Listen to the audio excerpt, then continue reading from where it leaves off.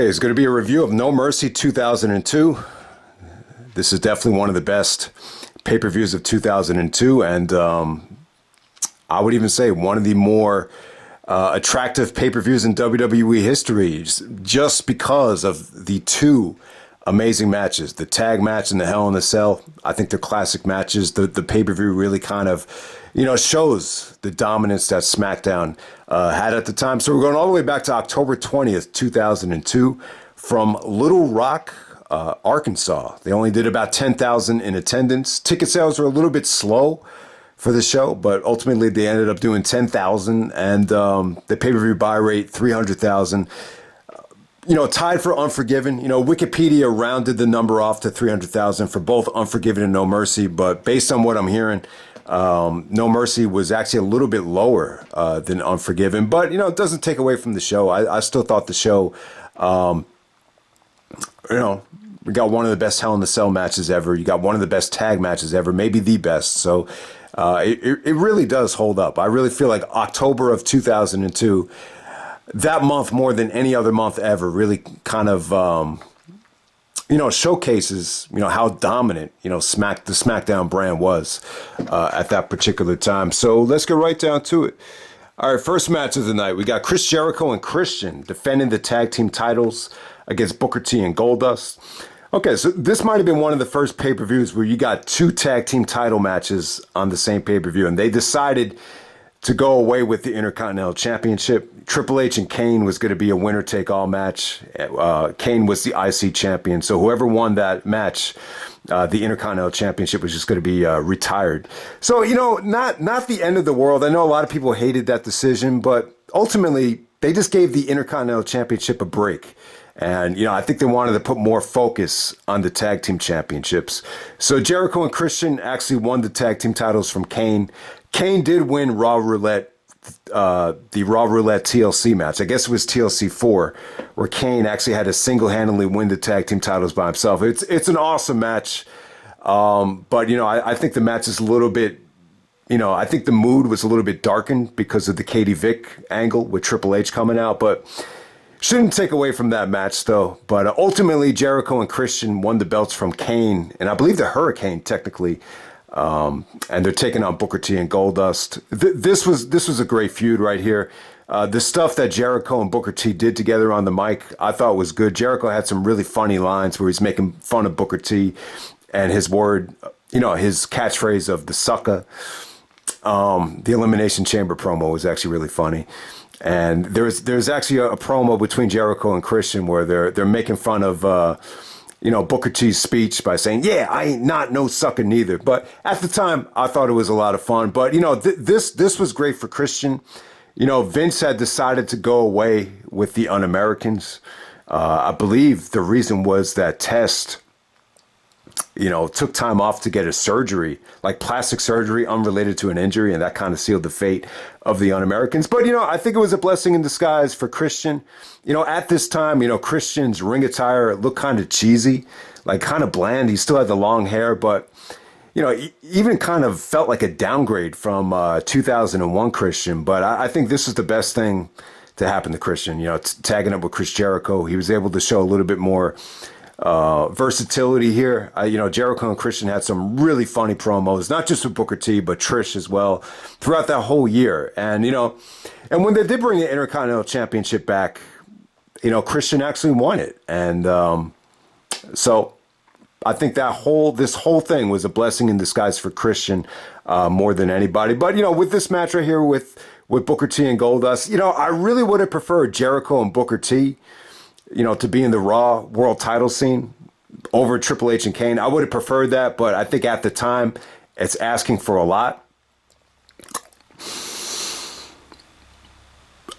But with this particular match right here, it's definitely nowhere near the SmackDown Tag Team title match. They don't get too much time. They kind of had to rush into the finish here.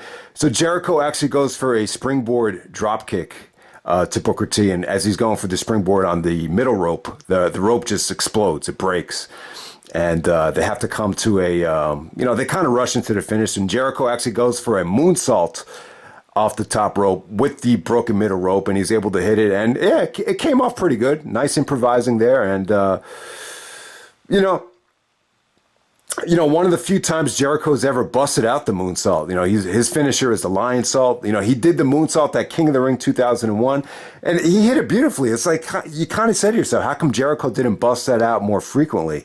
My guess is, Angle used the moonsault. A lot of other guys used it. Jericho's finish is the lion salt. So, but he was able to hit it here, and they were able to cover up the situation and fix the ropes right away. And it's funny too. Angle was talking about how there's all this technique, like when you're hitting the rope. Jericho actually did a springboard, so he's actually kicking the rope. There's really no safe way to do it. But when you're hitting the rope, I guess they teach you.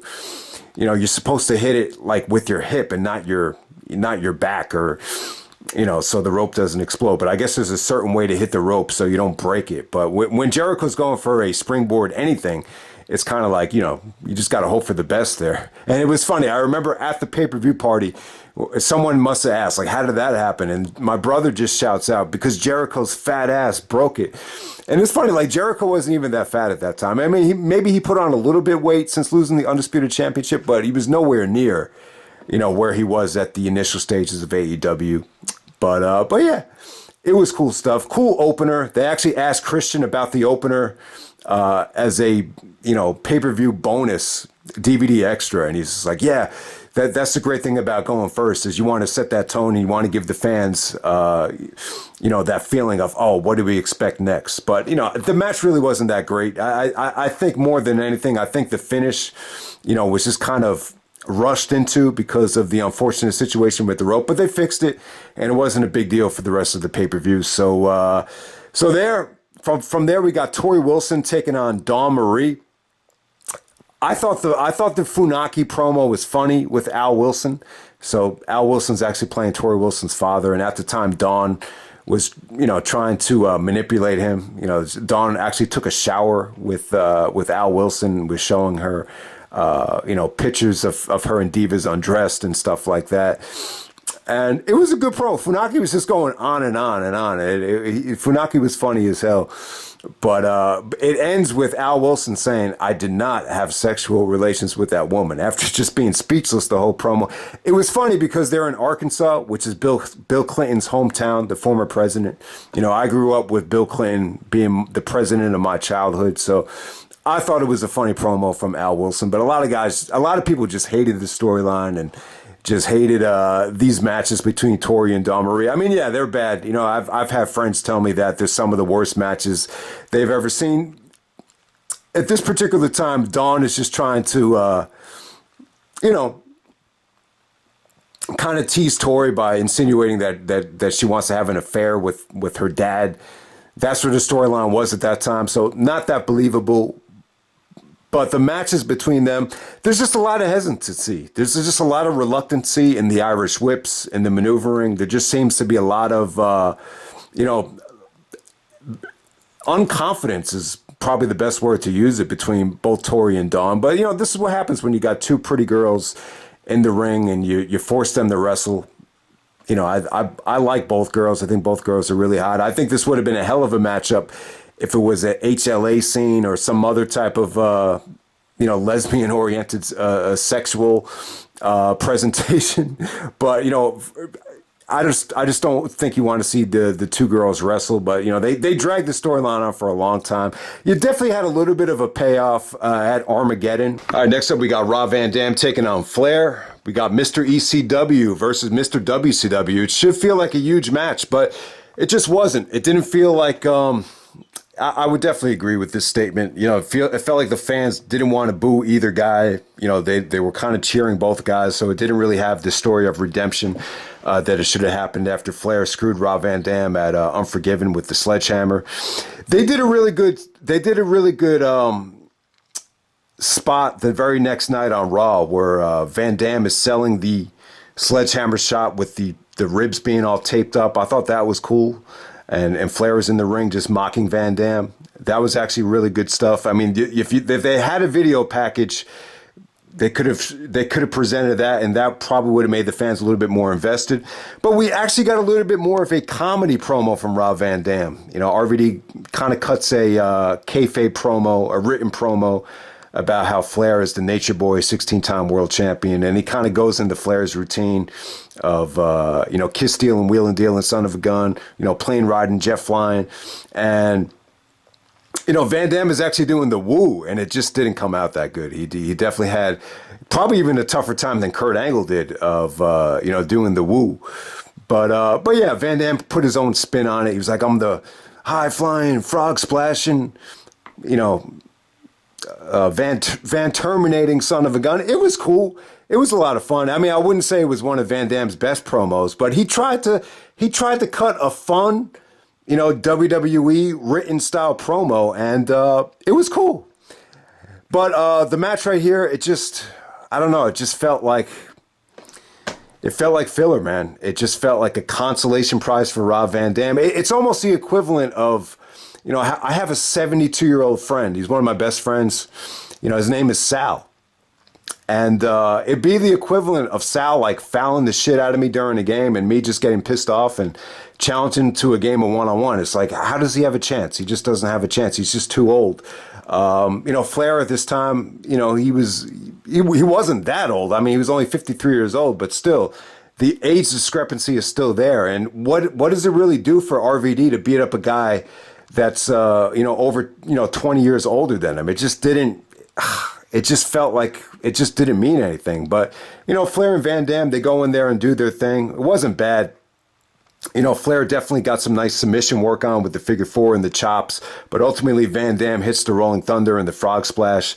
Everybody goes home happy, but nothing too memorable. It's a pretty forgettable match. I would definitely say that No Mercy probably got off to the weakest start of any pay-per-view of 2002 when we're looking at, maybe the first hour, hour and a half of this show. So just wanted to make that point. So from there, we go to Jamie Noble with Nydia taking on Tajiri for the WWE Cruiserweight Championship. So yeah, I probably stated this before, but I think this whole Cruiserweight division, it kind of gets overshadowed by the SmackDown Super Six, but, Noble, Kidman, Tajiri, even Matt Hardy and Rey Mysterio, all these guys deserve a lot of credit, for making SmackDown what it was too. I know Angle, Benoit, and Eddie, and Edge, those guys probably get the bulk of the credit, but this Cruiserweight division was good, man. And Jamie Noble's theme song, like it takes me back to like the heart of 2002. Like you could just,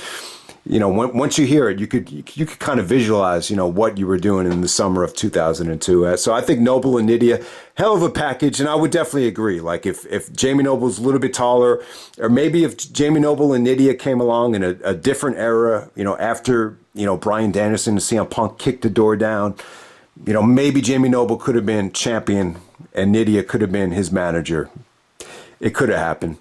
But I think, James Gibson, Jamie Noble's run in Ring of Honor was so good. It kind of overshadows, a lot of the work that he did as Cruiserweight champion. And I get why it's overshadowed, The match against Tajiri right here, they were actually teaming up together. Tajiri actually, I think he turned on Nydia leading up to this thing. He actually kisses Nydia after the match is over.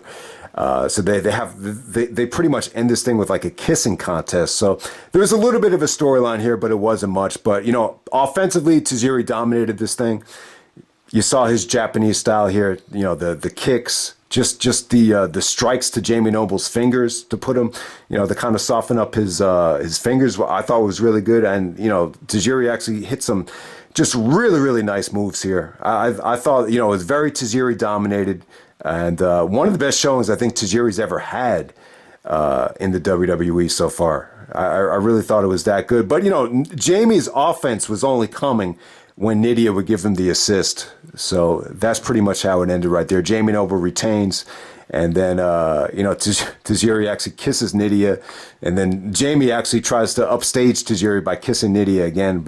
And then Tajiri actually kicks Jamie into Nydia, leaves them both lying down. So that's pretty much how it ended. But it was fun. I thought they made the most for the amount of time that they got. But, you could definitely argue that both guys were still being maybe even a little bit underutilized at that time. But, this is 2002, and the pay-per-view only allows for you to have, so much time per match. So that's another thing to kind of think about. But yeah, still good stuff between both guys. Okay, next up we got Triple H, the World Heavyweight Champion, taking on Kane, the Intercontinental Champion. This is a winner-take-all match to unify the World title and the Intercontinental title. Okay, so like I was saying, guys, I think a lot of people got pissed off that they're taking the IC title away. They actually show a video package of all the great Intercontinental champions. But, you know, what it was it was just a little bit of a break. I think what it did was it put more focus on the world title, put more focus on the tag titles. It was just temporary. But, you know, eventually they did bring it back. And, you know, guys like Christian were able to, you know, it was able to help a guy like Christian, you know, by winning a battle royal for the vacant IC title. So there we go with that. But this is the Katie Vick angle. One of the more controversial, maybe the most controversial angle in WWE history. Yeah, it really is amazing that they were able to get away with it, you know, with the advertisers and the sponsors looking back on it. No way this would have survived in today's climate. But back in 2002, it's a little bit of an older fan base. The world wasn't quite as sensitive. You know, we're still coming off 9/11, so there's a little bit of sensitivity in the air with what you can do or what you can't do. But at this time, I think Vince was kind of dead set that these two angles here with Undertaker and Kane were going to help turn the business around.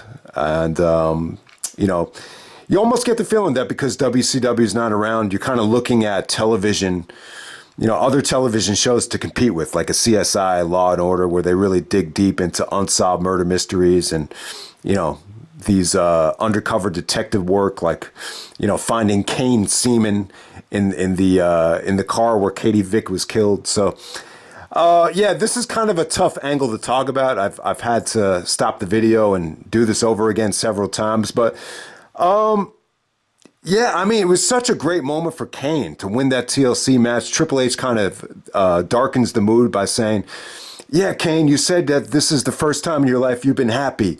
But how happy is Katie Vick? You know, several years ago, you murdered her. You're a murderer, Kane. And then Triple H told the story about, it actually was Kane that told the story that he went out with this young girl named Katie Vick. And on the way home, there was an accident because a deer came out of nowhere. And then they got into an accident. Triple H was saying that there was empty beer bottles and they found traces of Kane's semen. I think, you know, you know, it's something different. You know, Triple H and Kane had just feuded in 2001 where it was a little bit more basic with the storyline, the two-man power trip against the Brothers of Destruction, nothing controversial there. So this kind of gave it a little bit of an extra twist. So, yeah, I mean, not the worst thing in the world. The biggest mistake that they made, and they didn't show it here in the video package, maybe they thought better of it. You know, Triple H actually dresses up in a Kane mask, pretty much looks half naked, and he's actually humping a cadaver inside of a funeral home. That's what it looked like. And that got a lot of controversy. I remember The Rock, you know, The Rock is trying to make a movie during this time, and, you know, people were probably asking him about it. And, you know, in The Rock's mind, he's probably saying to himself, how do I distance myself from this company? But he's saying, yeah, it was dumb. It was stupid. You know, they shouldn't have done it.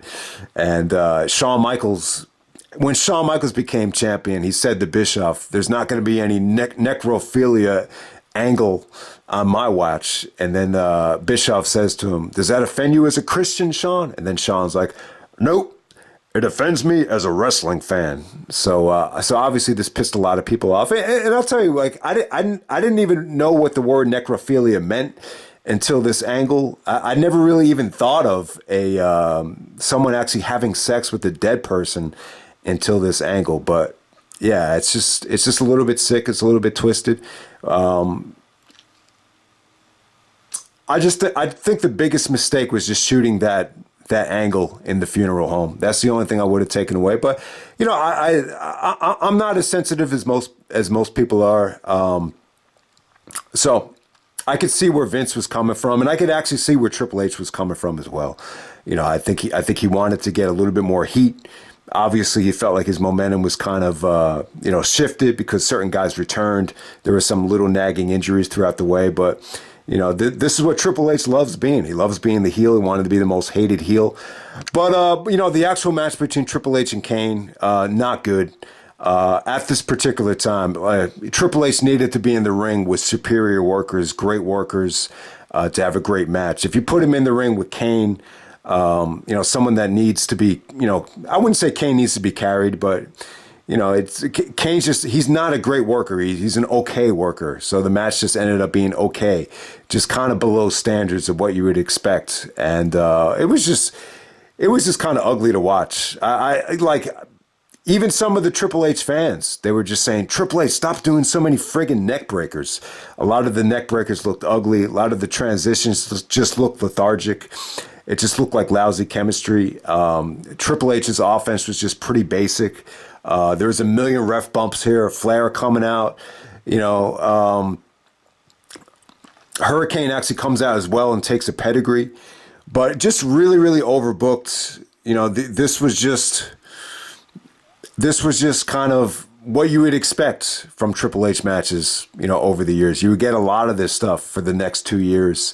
And, you know, looking back on it, it just didn't age that well. I mean, probably the highlight of the match is actually when Kane intercepts a sledgehammer shot into a chokeslam. So Kane actually chokeslams Triple H while the sledgehammer is actually, you know, falling out of his hands. That was pretty cool. But, you know, there's a million rough bumps here. The pedigree looks nasty. You know, Flair coming out, just, I don't know. It just felt, it felt like the type of situation where, you know, Kane really needed to win, or this was just going to make his character look kind of weak. I mean, it really did. I mean, a lot of people didn't buy into the angle. And I think when you have the thought of someone only being able to have sex with someone unless they're dead, it kind of hurts them unless they don't, you know, unless the babyface prevails. So in some ways, I think it did hurt Kane. And ultimately, I think the Katie Vick angle more than anything really led to the decision to unmask Kane, because it felt like he couldn't recover from it. Didn't make it onto the main show of WrestleMania as well. And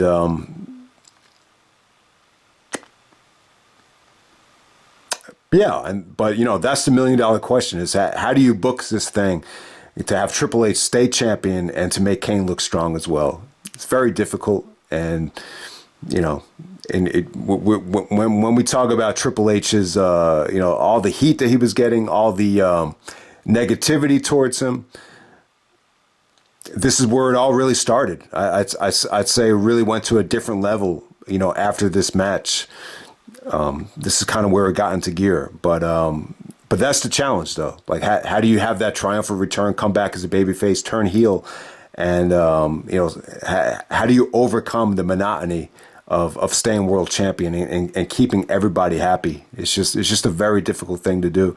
So we'll move on from there. But yeah, not a good match, though. I would definitely say when you compare this to Triple H and Kane from Judgment Day, the chain match, the way Triple H was bumping and his selling and his movements, they were definitely on another level. I wouldn't say Triple H looked fat here or he looked, you know, unathletic here, but if for whatever reason, it just didn't seem to be as, there was just something lacking about it that I can't put my finger on. Okay, next up we have the tag team title match for the Smackdown Brad, the inaugural WWE Tag Team Championship match. And this is a great tournament for SmackDown. Edge and Rey Mysterio, they actually beat Brock and Tajiri in the first round here. You almost forget that Brock was actually in this tournament. And it's funny, you know, I think initially the plan probably would have been for Benoit and Eddie Guerrero to team together. But you know, Brock was undisputed champion. I think if you really want to, you know, have fun with the SmackDown Super Six, Angle and Brock as a tag team would have, you know, maybe they would have made this thing even better. But, you know, what the SmackDown Super Six did was it really elevated Chavo Guerrero. I think it helped Chavo out. Chavo was just one of these guys that came over from WCW and was lost. So it really helped Chavo out more than anything. Also, I think Edge and Rey Mysterio, they defeated, I want to say it was Ron Simmons and Devon, Farouk and Devon in the second round to advance to the finals. Benoit and Angle actually defeated John Cena and Billy Kidman in the first round. That's the match where Cena turned heel. Kidman actually got tapped from the crossface, and then Cena turned heel on Billy Kidman the very next week to start the triumphant John Cena heel turn. And then he kind of, took it to the next level at the Halloween costume contest on Halloween, Smackdown Halloween, which, you could argue that deserves a classic review as well. But I'll probably get a pass on it. I think I'm going to review Smackdown Thanksgiving with Rebellion. That will probably be the next, classic Smackdown review. But yeah, Benoit and Angle have a really good match against the Guerreros. The Guerreros were great in the storyline here. They were trying to, Angle and Benoit had to work together or else they were going to be suspended for a whole year. Then Benoit was like, I'm not going to be suspended another year or sit at home a whole year because of that Olympic ego. And then Eddie was trying to start a rumor that Angle was going to, train for the Olympics. And it's true. Angle said, well, at least according to Angle, he said that if he didn't hurt his neck, he would have went and did the Olympics in 2004. And so I'll give him the benefit of the doubt, but it's pretty cool how they kind of use it in the storyline. And Angle said to Benoit, he's like, train for the Olympics? I sure as hell don't need a whole year to train for the Olympics. And Eddie Guerrero was like, what's he going to do, man? Win the Olympic gold medals in figure skating? So that was a great promo by Eddie. And what kind of gets lost here is just some of the backstage segments and some of the fun storylines that were kind of implemented within this tournament. It wasn't just all about wrestling. I mean, Angle was very versatile here. I thought even Benoit was pretty funny as well in a lot of these segments. And it obviously was great for Eddie as well. All right, so here we go. We got Chris Benoit and Kurt Angle taking on Edge and Rey Mysterio. It's one of the best tag matches ever. I remember at the pay-per-view party when the match ended, this kid that kind of came and went, like he would show up one year and then you wouldn't see him again for like another year. His name was actually Mike Rubson. Shout out to him. He didn't know much about him, but I remember after this match was over, he actually just says, man, that's the best fucking match I've ever seen. Holy shit. And I was just like, those are the things you remember. And it makes you feel good that, you were able to invite kids like that to come over and watch it. And it's just a special moment. And yeah, it really was, man. I mean, my two favorite wrestlers of all time, Benoit and Angle, winning the tag team titles. And it's funny here. They didn't show any dissension. They didn't have any arguing. They were able to enjoy this match and celebrate it. Obviously, Benoit and Angle have tremendous respect for each other. I mean, Benoit tagging up with Jericho was awesome too. But, I mean, Benoit and Angle as a tag team, was pretty much just as good. Even Benoit and Eddie together was awesome. You put Benoit with Dean Malenko, all of his different tag team partners, it was always something special. And this is probably the crowning achievement of Chris Benoit as a tag team wrestler that we've ever gotten. But I'll tell you what, man. I mean, it's hard to really go in depth with this thing because it was just so good. But yeah, Edge and Mysterio, the tag team work from them was just, phenomenal. I mean, the funny thing is, Edge had just been tagging up with Christian, which is a legendary tag team. And you almost get the feeling that Edge was kind of forced into doing this. Like he's trying to become a singles guy. Paul Heyman said, you got to be the Sting of the Smackdown brand. And here he is just in this tag team tournament again. And he's teaming up with Ray, as he would call him. And, I think sometimes when you just least expect it, this is when magic happens. And I would definitely say, at least in terms of non-gimmick matches, this is the best tag match I think Edge has ever had. And he was already in a seven-time tag team with a legendary tag team named Edge and Christian. So Edge and Mysterio, great stuff between them. Just the way Edge uses Mysterio as a weapon in this match is just something to see. In terms of Chris Benoit and Angle, I thought Benoit was definitely the heel of the match. He definitely had like more of a serious tone. His work was just really crisp, and he really didn't overdo it with the Germans here, which was cool to see. Like they didn't really do anything that was too, earth-shatteringly like devastating to their bodies here. I mean, the high spots were pretty cool, but they weren't like anything dangerous. It was just such a fun friggin' match, man. Angle was great, man. Angle's very versatile. Him and Mysterio kind of started off this thing, doing a little bit of comedy. Angle's kind of like doing that smirk to Mysterio, kind of, acting like he was going to be a walk in the park. And then Mysterio was like humiliating him. So Angle was doing more of comedy in the beginning. But as the match progresses, like Angle's just, busting out high spot after high spot, just coming out of nowhere with that belly to belly on Mysterio. And, at the end of the match, Angle and Edge, man, just the back and forth between them was beautiful. They actually do that Judgment Day spot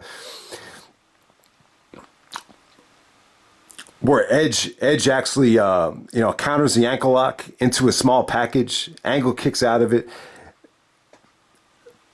That was probably the near fall of the match. And it's funny, like, I really didn't care for Edge doing the ankle lock. I'm like, why is he doing the ankle lock? But Angle's transition out of the ankle lock into his own ankle lock, he just uses his mat wrestling skills and his amateur skills. It was just beautiful to see how Angle just rolled through it. And yeah, I mean, just great stuff, man. Probably some of the highlights of the match is just Edge actually using Mysterio as a weapon. He actually just kind of, he basically power bombs him into a moonsault onto Benoit. There's another spot where Edge just kind of, tosses Mysterio into Angle to do a hurricanrana off the top rope. And, there's actually a flying headbutt where Benoit actually is trying to break up a pinfall and he hits Angle by accident. That was a great near fall as well. That's actually the finish of the 2 out of 3 falls match a little bit later on. So yeah, these two teams, they just really clicked. It was just, it's just something special, man. It really was. So awesome match. This is, to me, this is the best match of the SmackDown Super 6 era. People look at that match, look at this SmackDown Super 6 in the fall of 2002, like it's one of the best times in wrestling history. It's by far the best time SmackDown ever had. And so if this is the best match of that whole time, I think it's definitely worthy of a 5-star rating. I think the most common rating you'll hear of this match is 4 3/4 stars, but I'm actually going to bump it up to 5. So I'll tell you too, like Mysterio was awesome here. Just think this is, his second WWE pay-per-view match ever, and you're already getting that kind of quality. It really is an interesting topic about who really did have the best comeback in 2002. It depends on what the criteria is. But Mysterio is the one guy that never wrestled in WWE and, came back to the pro wrestling industry. And, I just think this match was proof that Mysterio in the WWE was just going to be something special for a long time. And it really was. We're 20 years in right now. So, all right, next up, we got Trish taking on Victoria. Some people have kind of made this point. This screws it up as best double main event in WWE history. I think this by far would have been the best double main event in WWE history. I mean, I love Fully Loaded of 2000, but this kind of even goes beyond that. But yeah, Trish and Victoria, this is the first time Trish comes down to the ring with the Little Kim theme song. I think that was good for both of them. For Little Kim as well. Little Kim had this reputation of being a slut, for her first couple of albums. And a lot of people I didn't even realize it until I listened to 96 when I was going back and doing the 96 albums. Like, it's clear that Biggie wrote all of Little Kim's lyrics. So all that stuff about, all the sexuality stuff, it's clear that it was Biggie. So, it was like it kind of showcased Little Kim in a new light. And I think it did the same thing for Trish. Trish had a pretty cool theme. But I feel like this Little Kim theme really kind of gave her, more of a mainstream identity. So, but yeah, Trish and Victoria, it was a little bit cold. There was some "We Want Puppies" chants.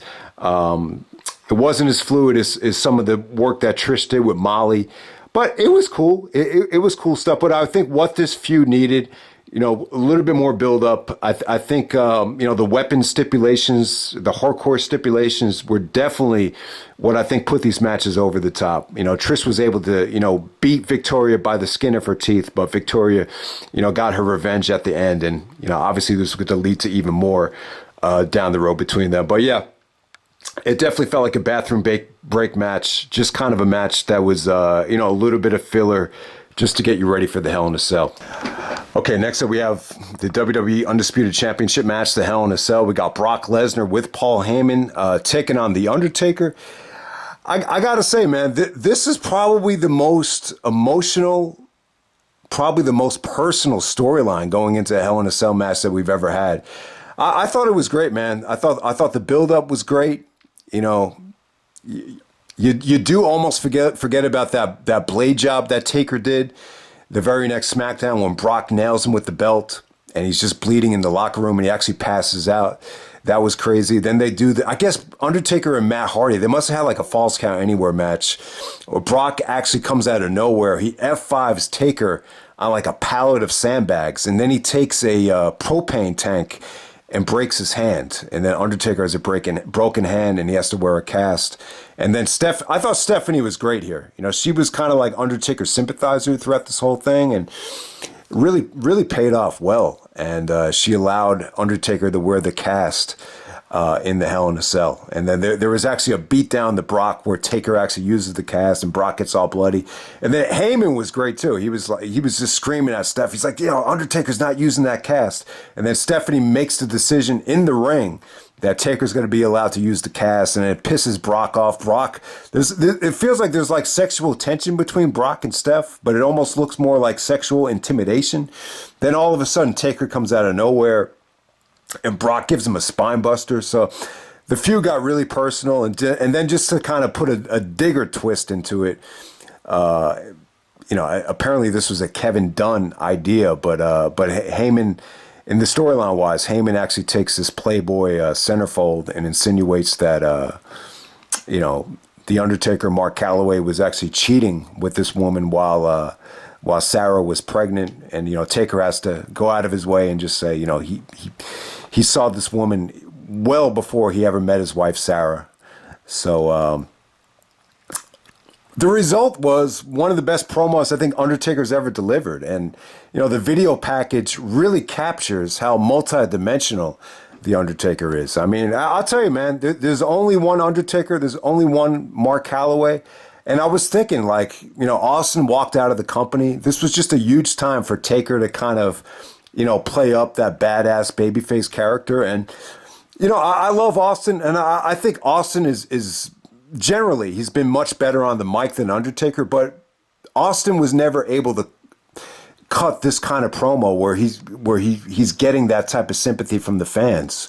Taker was able to cut a promo where he's talking about, the hell that Brock and Heyman caused on him, and he's explaining that this woman, has not been in his life, and, I don't know what she wants, but I do know that the hell that you put me through is nothing compared to the hell I'm going to put you guys through at Hell in a Cell. It was a great promo.